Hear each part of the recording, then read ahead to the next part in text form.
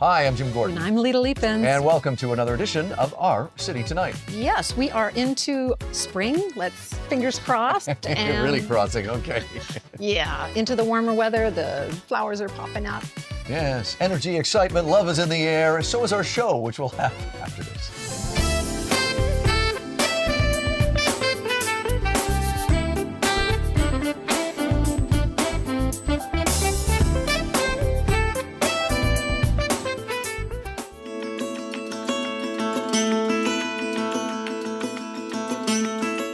Our next guest is a lot of things: producer, director, writer, voiceover actor. He's been doing it since he was a teen. He's been in the business for over 30 years. He's added a new credential, which we're here to talk about today, and that is the author of children's books. Big camera here. Longtime friend Mar Andersons is joining us right now. Mar, I've known you a long time.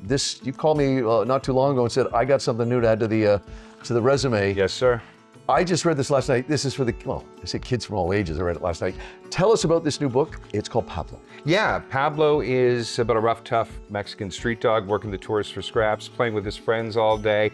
His wife pulls him aside and says he needs to be more responsible because he has puppies on the way. So he decides to go to the all-star, 5-star resort for American tourists and get her a new birthing gift. Yeah. A big chaise lounge pillow for her and the puppies because her pillow has holes and is tattered.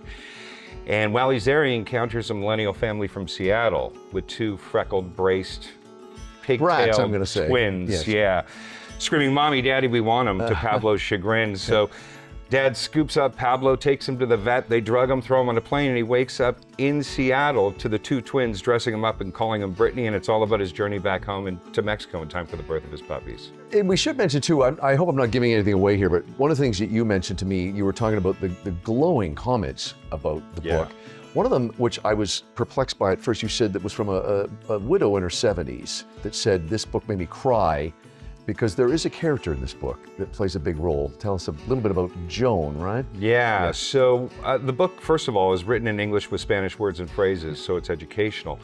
But one of the big things about this book is that one of the characters, Joan, goes through the 5 stages of grief in the book. She's lost her husband and she's processing it herself. And she helps Pablo get back to Mexico. So at the end of the book, there's a child psychologist lesson plan on how to talk to your kids about grief if you so choose, with further information on our website at kidstory.com. I said to you too, I say this to our viewers all the time, I'm never around kids, so I sometimes struggle to engage as to what they would be able to take in. I said to you, this is the right length, I think, for kids, but also that there's so many things in here that I could see parents talking to their kids about afterward, as you said, grief, love, family, loss. Are you getting that kind of feedback from people that have read it? Yes. Before it's coming up, major official release in March, but you can order it now. We'll tell you more about that later. But continue. Yeah, getting back to the woman that sent us a review, which was remarkable. It actually made me cry. Yeah. She was talking about how beautiful the book was and how it made her feel that her husband's never too far away, that he's always with her. And that's really what this is about. It's about love, it's about family.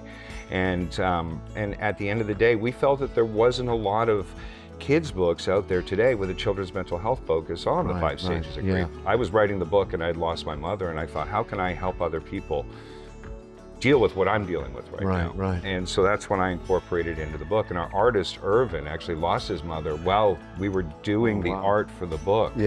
So we actually dedicated the book to our moms and all the moms out there, because they're the rocks in our world. So. They really are. It's a life lottery. You get a good mom, you're moving pretty nicely. And we should, mentioning about the art though, is that nothing against the animation we love and enjoy today. Absolutely. But this is old school art. This is done the old school way. Yeah, we spent almost 3 years doing this artwork, and everything was done by Irv.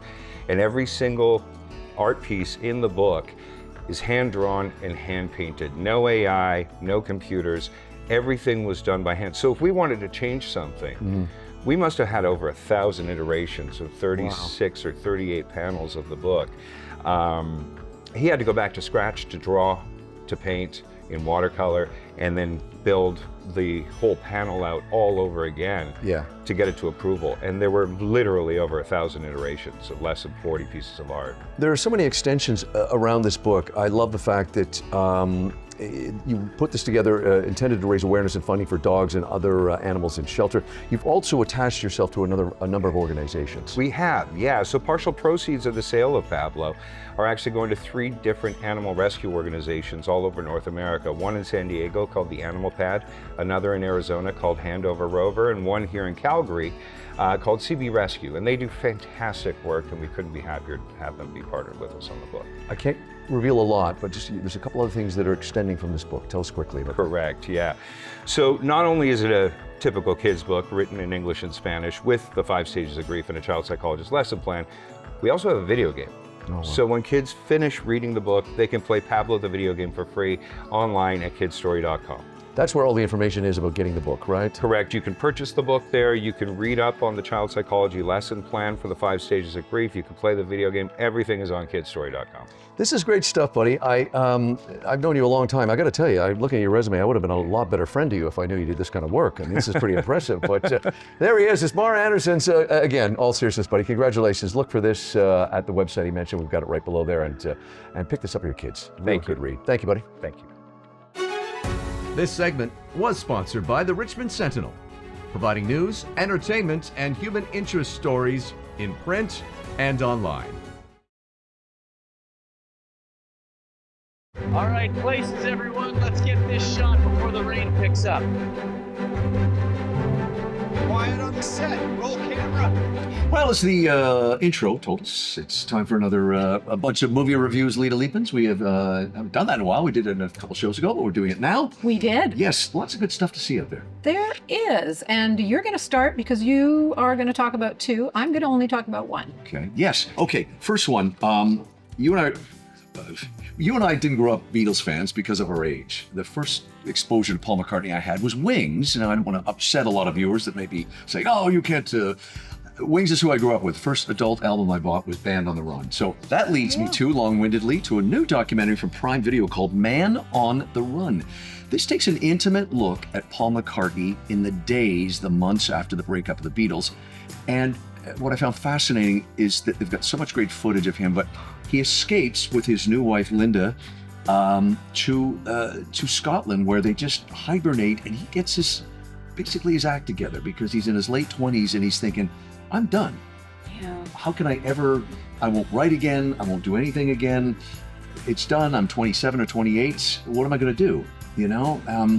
And I really think a big credit goes to Linda. He got away from the paparazzi in the London scene and reinvented himself and created Wings. And not as great as the Beatles, but he did capture lightning in a bottle twice. And so this documentary really just studies that decade from the early 70s to the heights of power when they were stadium tours and silly love songs and Listen to What the Man Said. And he's always been a better pop songwriter than John. I don't mean that as a criticism by any means, but this movie is really wonderful. It just gives you a great sense of what he was going through.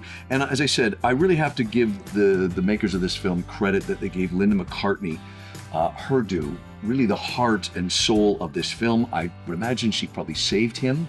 And she's great. And as I said, once I heard Band on the Run, I knew he was back. And that's what this movie does. A fantastic film. Loved it. I'm giving it an 8.5 out of 10. It's available now. Man on the Run from Prime Video. Okay, Perfect. You've got something really interesting and unique because we've never Very talked unique. about this kind of setup. No. This actually is a short. It was actually from 2-time Academy Award nominated filmmaker Sam Davis, and it's called The Singers. Friends of mine told me to watch it, and I was like, short. It was really brilliant. I loved it. It just, in this 18 minutes. I was going to say, so a short can be so many things. So 18 minutes. 18 minutes, just, I wish it was longer. Let's just talk about it. It is, in fact, it's a film adaptation from a 19th century short story written by Ivan Turgenev. And what it starts out in this really lowly pub full of downtrodden men. And what happens is that they connect impromptu through song. And I'm not going to give too much away, but what's really interesting is it has a cast comprised of first-time actors, and they're all from unlikely corners of like TikTok and YouTube. So what they like to say is it's sort of a film of a celebration of diamonds in the rough. And also what you'll find in this little short is that it shows also the testament to the power of vulnerability through art. In this case, singing.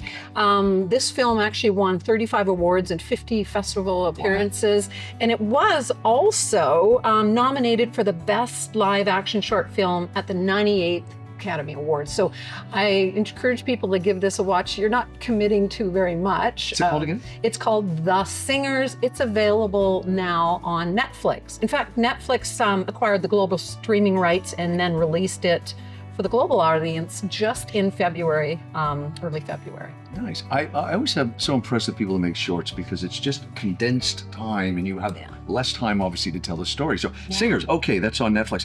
Another movie I'm going to talk about, and we did this last time, is we love finding these little rare gems that, as we said, slip through the cracks. This one is available now on video on demand. It's called Last Ride. There's an alternative title called A Rare Grand Alignment. I said to you when I was going to sit down and watch this, this is from Spike Lee's brother, by the way, Last Riders, but I said to you, it's not often you see a story and you go, wow, that's a unique premise. In this premise, it's the winter of 1982, and 3 American boys find themselves stranded in a cable car high up above a town that basically just loses the power for the whole area. So they're in a cable car with no way to get down. They have a stranger who's taking them up there, a recognizable face from Game of Thrones. And that's your story. So you get 90 minutes of just these 3 young boys. And Lita, you and I have talked about young actors before. It's not always a guarantee they're going to be good. These 3 young boys who are around 14, 15 just have captured what it's like to be that age.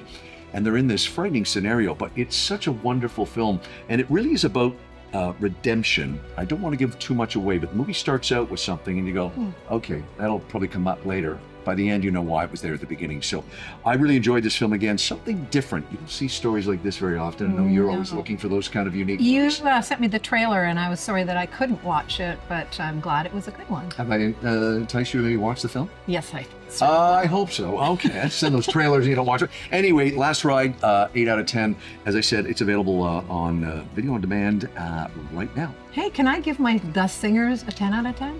You certainly can, yes. I think I might. Wow, okay. You know, I apologize. I didn't know that there were shorts on Netflix. Yes. So this is great. Many. Okay. Yeah. Well, we hope you enjoyed what we offered you in terms of good stuff to watch at home.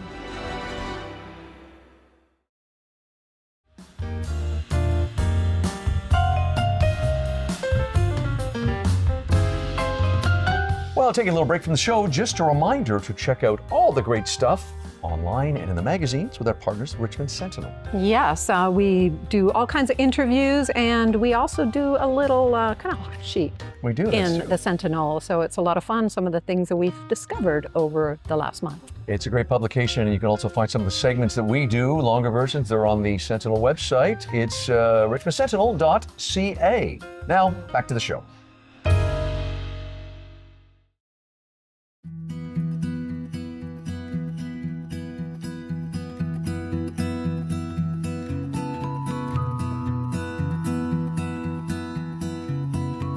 Back here at Sandbar Seafood Restaurant in Creek House with a very familiar face, David McCann, our kindness ambassador. David, yeah, well, you've earned that right. We had you on with a full episode right before the end of the year. Great way to end 2025. We're back with a different act of kindness this time, and something that people may not have known because it involves the late U.S. president. You pick it up from there. I had lunch with 3 other amigos last summer, and we got talking about the state of the world affairs, and we decided we wanted to see if we could somehow change the conversation. And out of that meeting came a desire to remind people of what good friends and good neighbors are. And one of the gentlemen was there, Conway Jones, very graciously donated a bronze bust of President Jimmy Carter. And Canadians, I don't think, really appreciate the true story behind Jimmy Carter. In 1952, he was one of several hundred men that was lowered into the chamber of a nuclear reactor in Chalk River.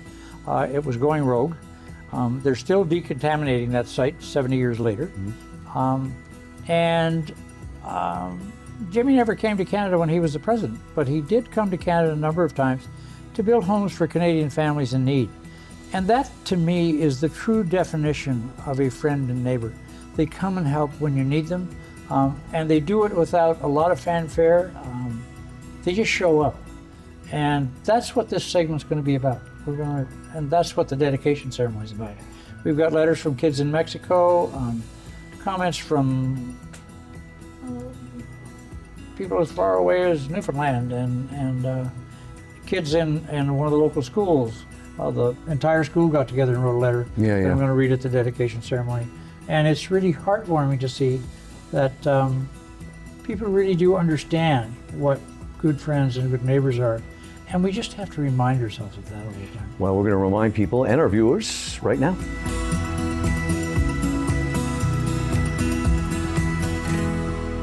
Our first guest joining us in this segment, David, please introduce someone we're very honored to have here and a big part of why we're here today. This is Becky Carter, the spouse of Jimmy Carter's son, and she's very graciously come all the way from Georgia to attend the dedication ceremony we're having today. So welcome to Vancouver. Thank you, David. It's a pleasure to be here. I'm not real sure about the change of temperature pleasure part. It was 70 when I left home yesterday, but this is lovely and refreshing. And Vancouver is so beautiful. It saves you air conditioning costs. Yes, it sure does. Becky, as David said, it's a great thrill to have you here today. Can you talk a bit about your relationship with the late president and his all-important wife? As you said off camera, they were a pair.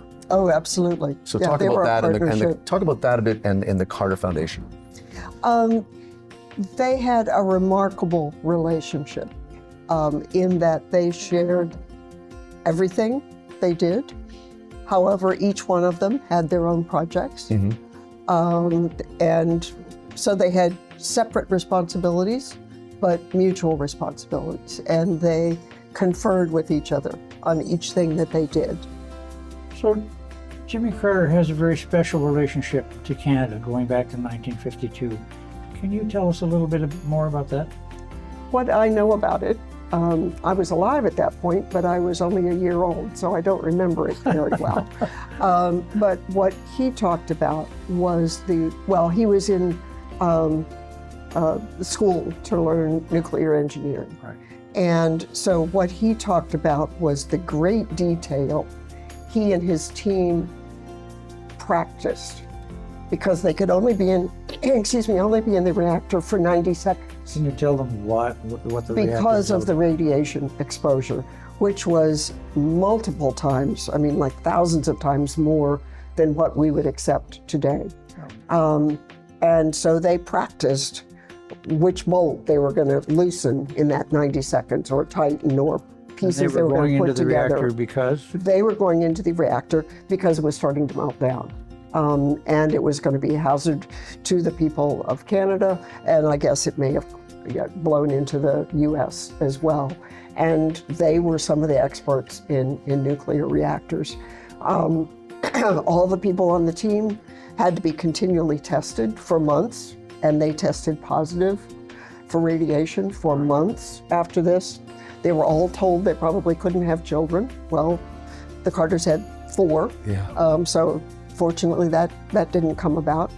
But their health and lives were in danger, as was that of their families, because they could, but he wanted to do that, and they wanted to do it because Canada was part of us. We're all together in this. What does today mean to you? What does today mean to me?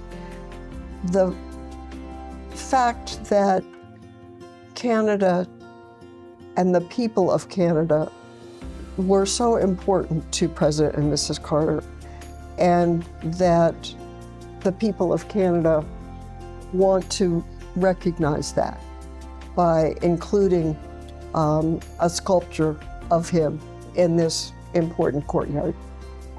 That also recognizes people who lost their lives terribly and other people who have committed their lives to important things of this area. And the fact that Canadians think of that when they reflect on President and Mrs. Carter, it just is so touching to me.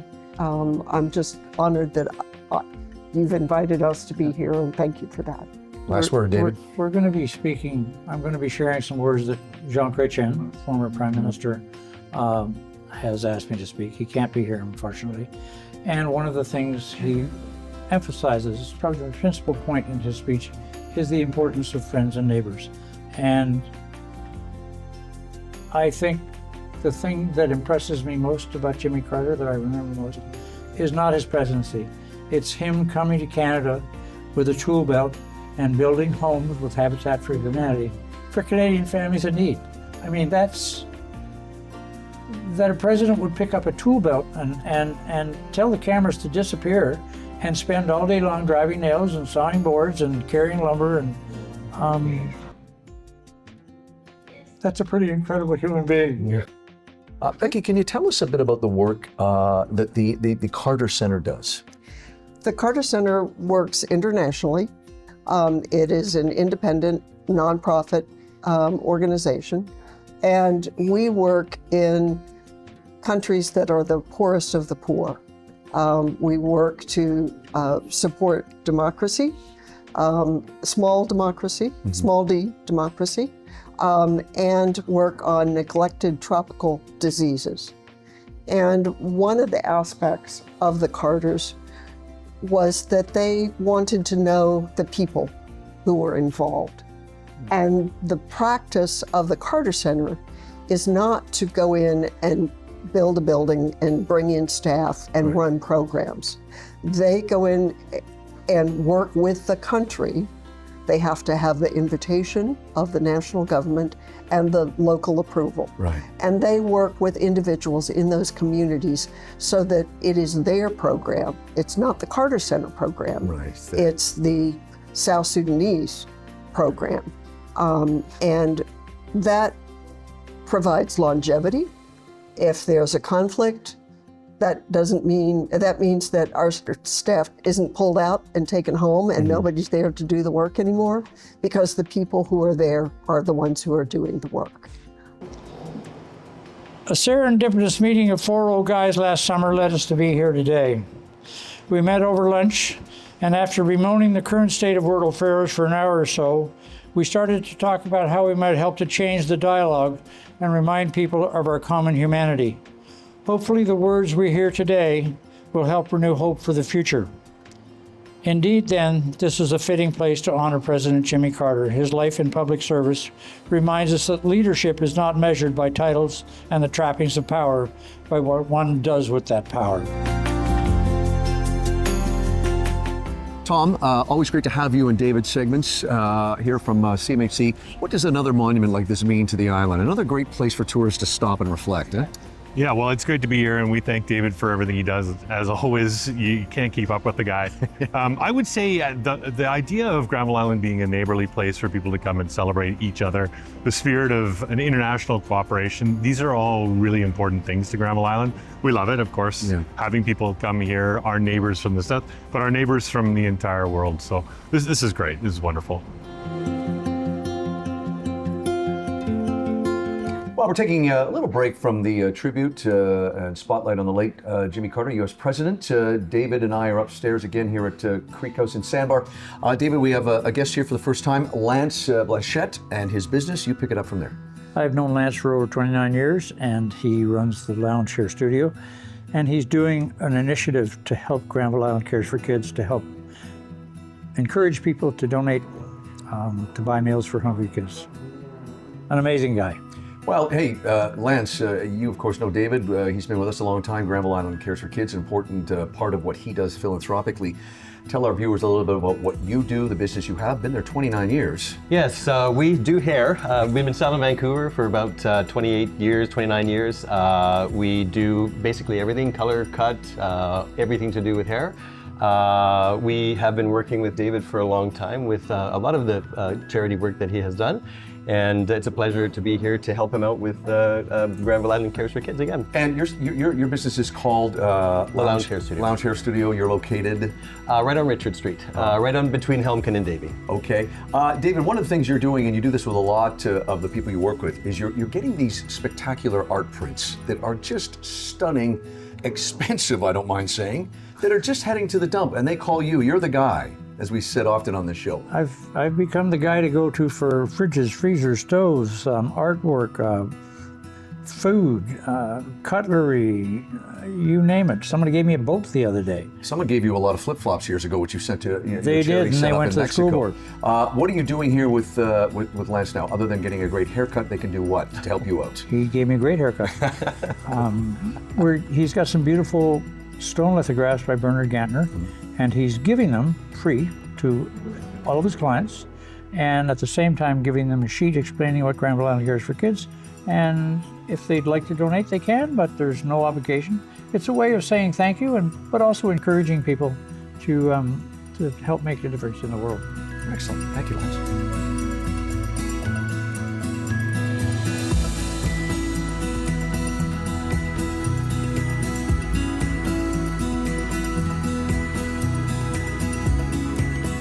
Mr. McCann, who is our guest joining now? This is Connor Hammond. He's the office manager for Talib Mohammed, the local member of parliament. Granville Island's part of his riding. And unfortunately, the House of Commons is sitting today.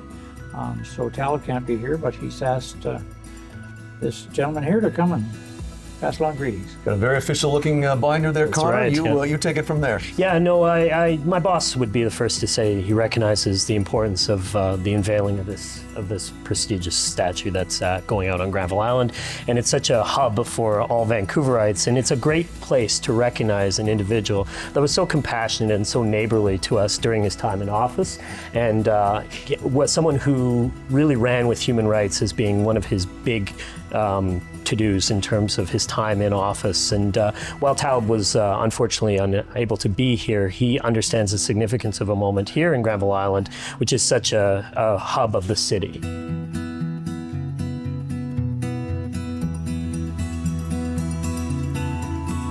This Act of Kindness segment was sponsored by the folks at the Creek House in the heart of Granville Island. They encourage you to open up your heart and reach out and help someone in need. Closed captioning and other promotional considerations provided by Hamilton High Street Senior Residence, Richmond's newest senior living community.